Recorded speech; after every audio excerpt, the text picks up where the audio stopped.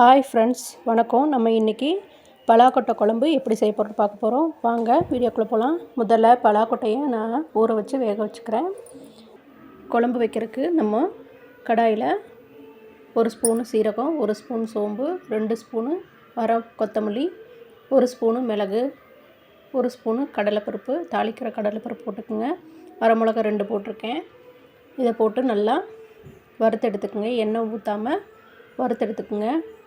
நான் ஒரு 3 பேர்த்துக்கு வைக்கிற அளவுக்கு மசாலா வறுத்து எடுத்துருக்கேன். மசாலா வறுத்ததுக்கப்புறம் சின்ன வெங்காயம், பெரிய வெங்காயம் நான் வதக்கி எடுத்துருக்கேன். இதுக்கு எண்ணெய் சேர்த்துக்கோங்க.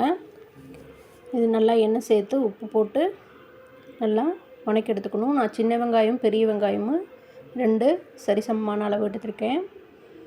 நீங்களும் அந்த அளவு எடுத்துக்கோங்க. வேகிறக்காக நல்லா வெந்து வர்றதுக்காக நான் தூள் உப்பு கொஞ்சம் போட்டிருக்கேன், 1 ஸ்பூனு. அப்போ தான் சீக்கிரம் வேகும். பாருங்கள், இந்த மாதிரி வந்ததுக்கப்புறம் பூண்டு ஒரு 7 பல் போட்டிருக்கேன். தக்காளி ஒரு சின்ன தக்காளியாக ஒரு தக்காளி போட்டிருக்கேன். இது நல்லா வதக்கி விட்டுக்குங்க. நல்லா வெங்காயம் கலர் மாதிரி வர அளவுக்கு, அதே மாதிரி தக்காளி நல்லா வேகிற அளவுக்கு கொஞ்சம் நேரம் வதக்கி விட்டுக்குங்க. நல்லா இந்த மாதிரி நல்லா வெந்ததுக்கப்புறம் தேங்காய் ஒரு கால் நான் எடுத்திருக்கேன். உங்களுக்கு எவ்வளோ அளவுக்கு தேவைப்படுதோ அந்த மாதிரி எடுத்துக்கோங்க. நான் 1/4 மூடி எடுத்திருக்கேன். அதை போட்டு கடைசியாக வெங்காயமெல்லாம் வெந்ததுக்கப்புறம் கடைசியாக வதக்கி எடுத்துக்கோங்க. நல்லா எல்லாமும் வெந்ததுக்கப்புறம் வெங்காயம், தேங்காய் எல்லாம் வெந்ததுக்கப்புறம் 1 ஸ்பூன் மிளகாத்தூள், கறி மசாலா பொடி 1 ஸ்பூனு, மல்லித்தூள் 1 ஸ்பூனு போட்டு நல்லா பரட்டி விட்டுக்குங்க. மஞ்சத்தூள் போட தேவையில்லை. மஞ்சத்தூள் போட்டிங்கன்னா புளிக்குழம்பு மாதிரி ஆயிரும். இந்த மாதிரி போட்டிங்கன்னா கறி குழம்பு சாப்பிட்ற மாதிரியே இருக்கும். இந்த மாதிரி போட்டு ஒரு 5 நிமிஷம் பரட்டிட்டு நீங்கள் ஆஃப் பண்ணிவிட்டு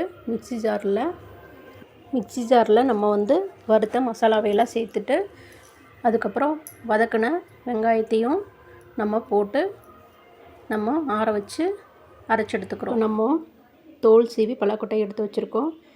குழம்பு வைக்கிறதுக்கு நான் மண் சட்டி எடுத்திருக்கேன். இதில் எண்ணெய் நல்லெண்ணெய் ஊற்றிட்டு கடுகு போட்டு, கடுகு பொரிஞ்சதுக்கப்புறம் கருவேப்பிலை போட்டுக்கிறோம்.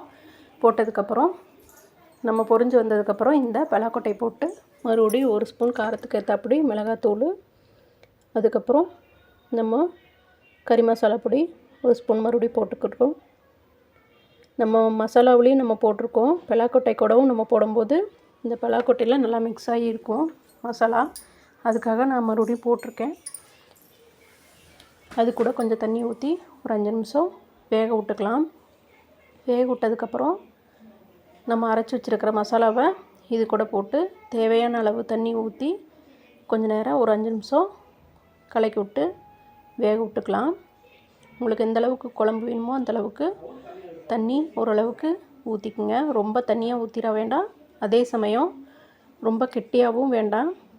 இந்த மாதிரி பாருங்கள், நல்லா வெந்து வந்துருச்சு. இப்போ குழம்பு ஆஃப் பண்ணி ஒரு கிண்ணத்தில் எடுத்து வச்சுருக்கேன். இதுக்கு மேலே கொத்தமல்லி தழை கொஞ்சம் தூவியிருக்கேன். இப்போ குழம்பு ரெடி. இது மாதிரி செஞ்சு பார்த்துட்டு எப்படி இருக்குன்னு சொல்லுங்கள். எங்கள் சேனலுக்கு லைக் பண்ணுங்கள், ஷேர் பண்ணுங்கள்.